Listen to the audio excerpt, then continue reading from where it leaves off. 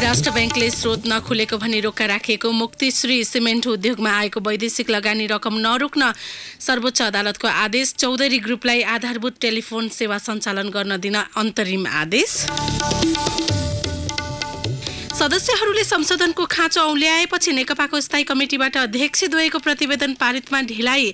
धेरै विषय संशोधन गर्न नखोजेको भन्दै नेताहरूको आपत्ति। मेलम्ची आयोजनामाथिको अन्यल कायमै। इटालियन कम्पनी सीएमसीले काम गर्ने नगर्ने टुङ्गो नभएको खानेपानी मन्त्री मगरको भनाई। भारतको लोकसभाबाट मुस्लिम महिलाको वैवाहिक सम्बन्धी प्रतिरक्षा सम्बन्धी विधेयक पारित। र शहीद स्मारक ए डिभिजन लिग फुटबलको उपाधि मनाङ मर्स्याङदीलाई एएफसी कप फुटबलमा नेपालले प्रतिनिधित्व गर्ने। नमस्कार, कान्तिपुर डायरीका साथमा साथी प्रकाश र महेन्द्र लक्ष्मी। समाचार अब विस्तारमा। राष्ट्र बैंकले स्रोत नखुलेको भनी रोका राखिदिएको व्यापारी अजय राज सुमार्गीको मुक्तिश्री सिमेन्ट उद्योगमा आएको वैदेशिक लगानी रकम सर्वोच्चले खोलिदिएको छ। सो रकम नरोक्न भन्दै सर्वोच्चले सरकारका नाममा अन्तरिम आदेश जारी गरेको हो। न्यायाधीश दीपक राज जोशीको मंगलबारको एकल इजलासले सुविधा र सन्तुलनको कारण देखाई पौष 24 गतेसम्म खाता सञ्चालनमा अवरोध नगर्न भनेको हो। सर्वोच्चको यो आदेशपछि सुमार्गीको करिब 84 करोड 7.5 मिलियन अमेरिकी डलर रुपैयाँ फुकुवा भएको छ। आदेशमा भनिएको छ उद्योगको खातामा रहेको रकम उसको आवश्यकता र समयतालिका बमोजिम माग गरेमा भुक्तानी दिनु दिलाउनु र सुसम्बन्धी खाता सञ्चालनमा अर्को आदेश नभएसम्म कुनै अवरोध नगर्नु नगराउनु। यो आदेश अनुसार मुद्दामा पुनः छलफल हुने भए पनि रकम खोलिसकेकाले त्यसको खासै अर्थ नहुने कानुनविदहरूको भनाइ छ। यसअघि पनि सुमार्गीको अर्को कम्पनी नेपाल स्याटेलाइट टेलिकमका नाममा रोक्का रहेको करिब 2 अर्ब 20 करोड रुपैयाँ रकम सर्वोच्चको अन्तरिम आदेशबाटै फुकुवा भइसकेको छ। यसैबीच सर्वोच्च अदालतले चौधरी ग्रुपको सीजी कम्युनिकेसन प्रणालीले पाएको आधारभूत टेलिफोन सेवा सञ्चालन अनुमति पत्रको कार्यान्वयन नरोक्न अन्तरिम आदेश जारी गरेको छ। न्यायाधीश दीपक राज जोशीको मंगलबारको एकल इजलासले अन्तरिम आदेश जारी गरेको हो। आदेशमा भनिएको छ सीजीलाई आधारभूत टेलिफोन सेवा सञ्चालन गर्ने अनुमति प्राप्त गरेको देखिदा सो अनुमति पत्र कार्यान्वयन गर्न आवश्यक पर्ने कुनै कार्य गर्न नरोक्नु, रोक्न नलगाउनु तथा निजलाई कुनै बाधा अवरोध नगर्नु नगराउनु।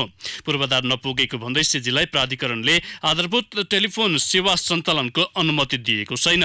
दूरसञ्चार ऐन 2053 अनुसार दूरसञ्चार सेवा सञ्चालन अनुमति दिने निकाय नेपाल दूरसञ्चार प्राधिकरणले सीजीलाई आधारभूत टेलिफोन सेवा सञ्चालनका लागि अनुमति पत्र नदिएको जनाएको छ।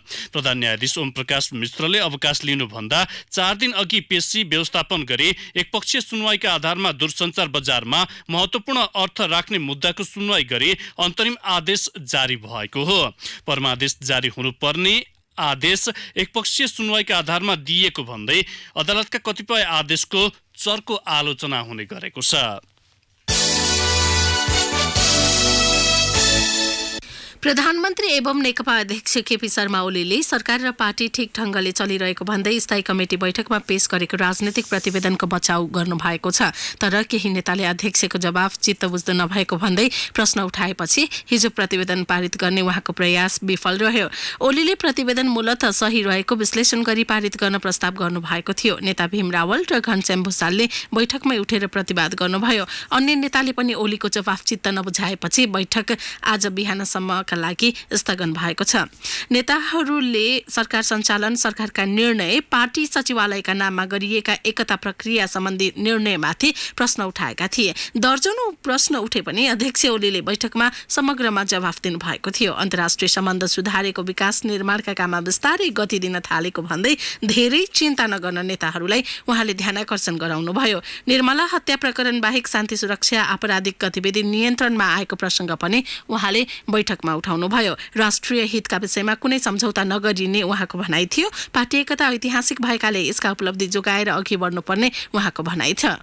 एकता सम्बन्धी बाँकी काम पूरा गर्न पार्टीले विशेष ध्यान दिनुपर्ने भन्दै उहाँले अहिलेसम्मका निर्णय सही नै भएको र अबका निर्णय अझ फराकिलो दायराबाट अगाडि बढाउने स्पष्ट पार्नुभयो। पौष महिनाभित्र एकताका सबै काम पूरा गर्नुपर्ने औल्याउँदै उहाँले पार्टी र सरकार सञ्चालनमा सबै मिलेर अगाडि बढ्नुपर्ने मा जोड दिनुभयो। स्थायी कमिटी सदस्यहरूले विभिन्न राजनीतिक नियुक्ति, एसिया पेसिफिक सम्मेलन, सचिवालयको एकलौटी भएको लगायत विषय उठाएका थिए। यिनमा ओलीले खासै जवाफ दिनु भएन।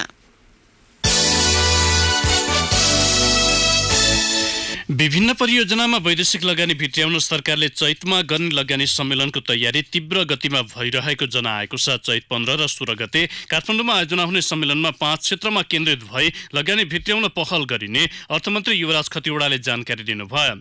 हिजो पत्रकार सम्मेलनमा खतिवड़ाले कृषिको आधुनिकीकरण, ऊर्जा, भौतिक पूर्वाधार, उद्योग र सूचना प्रविधिको क्षेत्रमा वैदेशिक लगानी भित्र्याउन पहल गरिने बताउनुभयो। सम्मेलनमा अन्तर्राष्ट्रिय लगानीकर्ता, कम्पनी, विज्ञ समूहहरूलाई बोलाउने सरकारको तयारी छ। 2 वर्ष अघि पनि सरकारले लगानी सम्मेलन गरेको थियो। 14 खर्ब रुपैयाँ लगानी गर्ने प्रतिबद्धता विदेशी लगानीकर्ताले गरेका थिए। लगानी भित्र्याउन अनुमति दिने सरकारी निकायहरूका अनुसार सो प्रतिबद्धता मध्ये 1 रुपैयाँ पनि हालसम्म आएको छैन। नेपाल वायु सेवा निगमले 2वटा वाइड बडी विमान खरिदमा मूल्य समायोजनका नाममा अनियमित ढंगले 75 करोड रुपैयाँ बढी भुक्तानी गरेको भेटिएको छ। निगमले बोलपत्रमा कबोल अङ्कको तुलनामा मूल्य वृद्धि भएको भन्दै बढी भुक्तानी गरेको हो। विमान आउने समय सीमा भन्दा पहिले 8 अर्ब 96 करोड रुपैयाँ भुक्तानी गर्दा ब्याजमा मात्रै झण्डै 90 करोड नोक्सानी भएको छ। दुवै शीर्षकमा नोक्सानीको आकार झण्डै 1 अर्ब 65 करोड रुपैयाँ हुन्छ। संस्कृति, पर्यटन तथा नागरिक उड्डयन मन्त्रालय उच्च स्रोतबाट कान्तिपुरलाई प्राप्त कागजातमा सबैभन्दा कम रकम कबुल गर्ने अमेरिकाको एएआर कम्पनी र निगमबीच 10 करोड 48 लाख अमेरिकी डलरका दरले 2 विमान खरिदका लागि 2073 माघ 13 गते सम्झौता भएको हो। बोलपत्र मूल्याङ्कनका लागि कायम उपप्रबन्ध निर्देशक रमेश बहादुर शाहको संयोजकत्वमा गठित 11 जनाको मूल्याङ्कन उपसमितिको प्रतिवेदनको आधारमा निगम र एएआर बीच सम्झौता भएको देखिन्छ। सो सम्झौता अनुसार निगमले 20 करोड 96 लाख डलरमा 2वटा विमान खरिद गर्नुपर्ने थियो। छनौटका क्रममा एउटा मात्रै विमान रहेको एएआर कम्पनीले पछि सम्झौताका क्रममा हाइफ्लाई र जर्मन एभिएसन नामको कम्पनीसँग मिलेर संयुक्त समूह बनाएको थियो।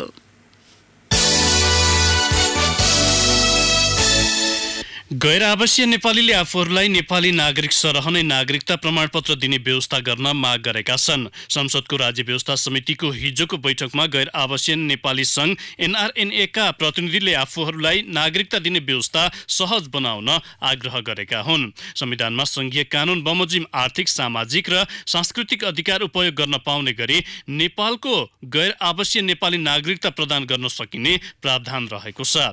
संविधान अनुसार गैर आवासीय नागरिकता प्राप्त नेपालीले राजनैतिक अधिकार भने पाउने छैनन्।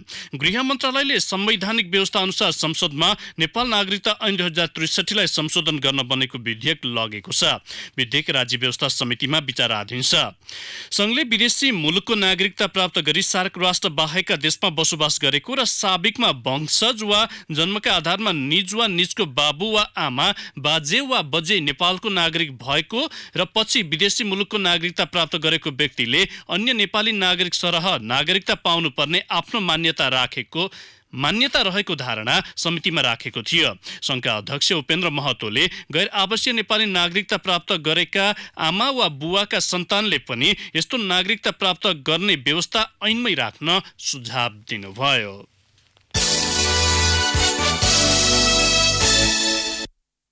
निर्वाचन आयोगले चुनावी प्रक्रियामा उत्पन्न हुने विवाद निरूपणमा एकरूपता ल्याउन कार्यविधि बनाउँदैछ। निर्वाचन कसुर तथा विवाद निरूपण कार्यविधिमा मतदान अधिकृत, निर्वाचन अधिकृतदेखि आयोगमा गठन हुने विवाद निरूपण समितिले कस्ता विषय सुनवाई गर्ने सम्मका विषय समेटिँदैछन्। आयोगले तयार पारेको प्रारम्भिक मस्यौदाबारे छलफलमा विज्ञहरूले कार्यविधि सरल तथा संक्षिप्त बनाउन सुझाव दिएका छन्। कान्तिपुर डायरीमा अब ब्रेकको पालो। कान्तिपुर डायरीमा अब बाँकी प्रसङ्ग। भुइँचालोले भत्काएको धरोहरलाई जस्ताको तस्तै राखेर त्यही स्वरूपमा नयाँ बनाउने गरी निर्माण सुरु भएको छ। आधुनिक भ्यू टावरमा धरहराकै झल्को आउने गरी बनाउन लागि हो। प्रधानमन्त्री केपी शर्मा ओलीले हिजो धरहराको शिलान्यास गर्नुभयो। पहिला भत्किएकोलाई सफा गरेर जोगाउन वरिपरिबाट कङ्क्रिटको पर्खाल लगाएर घेर्न पनि सुरु गरिएको छ। यो धरहरा पुनर्निर्माण होइन, इन्जिनियरिङ अध्ययन संस्थाका आर्किटेक्ट विभागका सहप्राध्यापक ज्ञानेन्द्र देवकोटाले भन्नुभयो यो संरक्षणको सिद्धान्त विपरीत छ, धरहरा भनेर प्रचार गरिएको छ। यो अर्को टावर हो, धरहरा होइन। धरहरा बनाउने नाममा यहाँका अन्य सम्पदालाई वास्ता नगरिएको देवकोटाले बताउनुभयो। यसैबीच प्रधानमन्त्री केपी शर्मा ओलीले अब बन्ने सम्पदा ऐतिहासिक झल्कने आधुनिकता टल्कने खालको हुने बताउनु भएको छ। ओलीले भन्नुभयो, देशमा अब विकासको लहर लागेको छ। हरेक कुराको आधुनिकताको लहर हो। हाम्रा निर्माणका काममा पनि आधुनिकता झल्कनुपर्छ। प्रधानमन्त्री ओलीले फरक विचार राख्नु स्वाभाविक रहेको भन्दै कि सघाउन नसके चुप लाग्नु तर विरोध नगर्न आग्रह गर्नुभयो। खानेपानी तथा सरसफाई मन्त्री बीना मगरले इटालियन कम्पनी सीएमसीले मेलम्ची आयोजनाको काम गर्ने नगर्ने बारे अझै निश्चित नभएको बताउनु भएको छ। संसदको विकास तथा प्रविधि समितिमा सांसदहरूले उठाएका प्रश्नको बिहिबार जवाफ दिँदै उहाँले औपचारिक रूपमा ठेकेदारसँग छलफल हुनै बाँकी रहेको बताउनु भएको हो। उहाँले भन्नुभयो, नयाँ वर्षका लागि ठेकेदार इटाली गएको छ, फर्केर आएपछि थप छलफल हुन्छ। उसले काम गर्छ भनेर पत्र पठाए पनि गर्ने नगर्ने अहिले केही भन्न सकिँदैन। अदृश्य रूपमा ठेकेदारसँग विभिन्न निर्णय भएको भन्दै उहाँले सीएमसीबाटै काम गर्ने अन्तिम प्रयास जारी रहेको बताउनुभयो। उहाँले भन्नुभयो, ठेका तोड्दा आयोजना लम्बिने सम्भावना बढ्छ, त्यसकारण फकाएर भए पनि त्यसैबाट काम गराउने प्रयास जारी छ। सीएमसीले काम नगरी मेलम्ची आयोजनामा काम गरिरहेका स्थानीय ठेकेदारलाई विकल्पका रूपमा सोचेको पनि उहाँले उल्लेख गर्नुभयो। उहाँले भन्नुभयो, स्थानीय ठेकेदार दक्ष छन्। यदि सीएमसीले काम नगरे स्थानीयलाई नै परिचालन गर्छौं। स्थानीयलाई ठेक्का दिँदा प्रक्रिया र विधि पुर्याउनु पर्ने हुन्छ, ढिला पनि हुन सक्छ। समितिका सदस्यहरूले भने मन्त्रीको भनाइमा विश्वसनीयता नभएको प्रश्न गरेका थिए। सांसद रामबहादुर विष्टले आर्थिक रूपमा टाट पल्टेको कम्पनीलाई पुनः काममा लगाउने भन्ने मन्त्रीको भनाइमा कुनै विश्वसनीयता नभएको उल्लेख गर्नुभयो। उहाँले भन्नुभयो, एकातिर टाट पल्टेको भन्ने अनि अर्कोतिर काममा लगाउँछौं भन्ने, टाट पल्टेकालाई कसरी काममा लगाउन मिल्छ? सांसद गणेश प्रसाद पहाडीले टाट पल्टेको कम्पनीलाई काममा लगाउन मिल्ने नमिल्ने बारे प्रश्न पार्न माग गर्नुभयो। सांसद राजेन्द्र राईले आयोजनाबारे सम्बन्धित मन्त्रालय गम्भीर नभएको आरोप लगाउनु भएको थियो। उहाँले भन्नुभयो, समयमा गम्भीर नभएकाले अहिले यो समस्या आएको हो। परिणाम थाहा नपाइकन मन्त्री सचिव बोल्दै हिँड्न मिल्छ।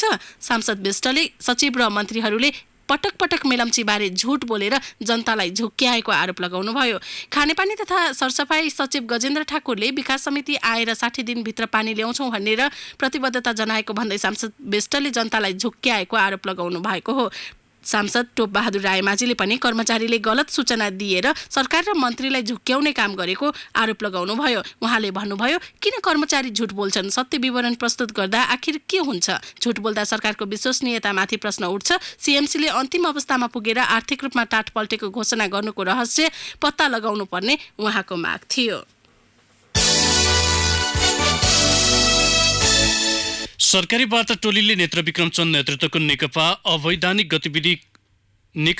अवैधानिक गतिविधि कडाइका साथ नियन्त्रण गर्न सरकारलाई सुझाव दिएको छ। पटक पटक प्रयास गर्दा पनि वार्ता प्रक्रियामा सामेल नभएको भन्दै नियन्त्रण गर्न सुझाव दिएको हो।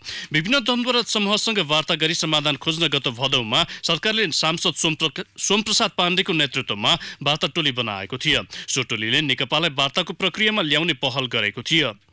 वार्ता टोलीले सरकारलाई बुझाएको प्रतिवेदनमा भनिएको छ, औपचारिक रूपमा धेरै नेताहरूसँग संवाद गरे पनि सो समूहले वार्ताका लागि सकारात्मक अग्रसरता नलिएको हुँदा प्रक्रिया अघि बढ्न सकेन। यद्यपि आगामी दिनमा सो समूहसँग समेत संवादको प्रक्रियालाई निरन्तरता दिनुका साथै सो समूहका अवैधानिक गतिविधि नियन्त्रण गरी कानुनी कार्यान्वयन प्रक्रियालाई कडाइका साथ अघि बढाउन उपयुक्त देखिएको छ। वायु प्रदूषणको अत्याधिक मार खेपिरहेको काठमाडौँ उपत्यकामा सरकारले विद्युतीय बस चलाउने भएको छ। पौष 6 र 9 गतेको मन्त्री परिषदका निर्णय सुनाउँदै सरकारका प्रवक्ता तथा सञ्चार मन्त्री गोकुल प्रसाद बास्कोटाले सरकारी लगानीमा पहिलो चरणमा कम्तीमा 300 बस खरिद गरिने जानकारी दिनुभएको हो। लिटिल बुद्ध भनेर प्रचार गरिएका रामबहादुर बमजनको तपस्या स्थलबाट हराइरहेकाहरूको खोजी प्रहरीले तीव्र पारेको छ। उनीहरू बेपत्ता भएको भन्दै परिवारका सदस्यले उजुरी दिएपछि प्रहरीको सक्रियता बढेको हो। हराएकाहरूबारे परिवारसँग विस्तृत रूपमा बुझ्ने र बमजनको तपस्या स्थलबारे तथ्याङ्क लिने काम भइरहेको प्रहरी उपरीक्षक बुद्धिबहादुर गुरुङले बताउनुभयो। उहाँले भन्नुभयो बमजन अहिले सिन्धुली स्थित आश्रममा रहेको अपुष्ट जानकारी आएको छ। बाराको हलखोरियामा तपस्या सुरु गरेका बमजनको सिन्धुपाल्चोकको बाडे गाउँ, सर्लाहीको पत्थर डाँडा, लमजुङ र सिन्धुलीमा तपस्या स्थल रहेको प्रहरीको भनाइ छ। नवलपरासीबाट मलेसियामा काम गर्न गएका 2 युवकको एकै दिन मृत्यु भएको छ। गैंडाकोट नगरपालिका 12 हर्कपुर निवासी हरिलाल गोतामे र हुप्सेकोट गाउँपालिका 5 का सोमबहादुर घरतीको सोमबार निधन भएको हो। सुरक्षित आप्रवासन नवलपरासीकी कार्यक्रम अधिकृत रञ्जना लम्सालका अनुसार गोतामेको कोठामै सुतेको अवस्थामा मृत्यु भएको हो। घरतीले आफ्नै कोठामा पासो लगाएर आत्महत्या गरेका थिए। सरकारले राजदूत र राष्ट्रसङ्घीय नियोग स्थायी प्रतिनिधि नियुक्त गर्न 5 जनाको नाम सिफारिस गरेको छ। सरकारका प्रवक्ता एवं सञ्चार मन्त्री गोकुल प्रसाद बास्कोटाले हिजो पत्रकार सम्मेलन गरी मन्त्री परिषदको गत सोमबारको बैठकले ती मुलुक र नियोगमा राजदूत फिर्ता बोलाई नयाँ नियुक्तिका लागि सिफारिस गरेको बताउनुभयो। परराष्ट्रका सहसचिवहरू गणेश प्रसाद ढकाललाई थाइल्याण्ड, भृगी ढुङ्गानालाई क्यानाडा, दीपक अधिकारीलाई फ्रान्स र दुर्गा प्रसाद भण्डारीलाई कुवेतका लागि राजदूत सिफारिस गरिएको छ। त्यस्तै सहसचिव मणिप्रसाद भट्टराईको नाम जेनेभा स्थित राष्ट्रसङ्घीय नियोगका लागि स्विजरल्यान्डका लागि आवासीय राजदूतका लागि सिफारिस गरिएको छ। उनीहरूको नाम संसदीय सुनवाईमा पठाइसकिएको छ। अब केही समाचार संक्षेपमा जेठ 1 गतेबाट सुरु भएको प्रदेश सभा 3 को दोस्रो अधिवेशन हिजोबाट अन्त्य भएको छ। प्रदेश सभा बैठकमा सभामुख सानु कुमार श्रेष्ठले अधिवेशन अन्त्य भएको बेहोराको प्रदेश प्रमुख कार्यालयको पत्र पढेर सुनाउनु भएको थियो।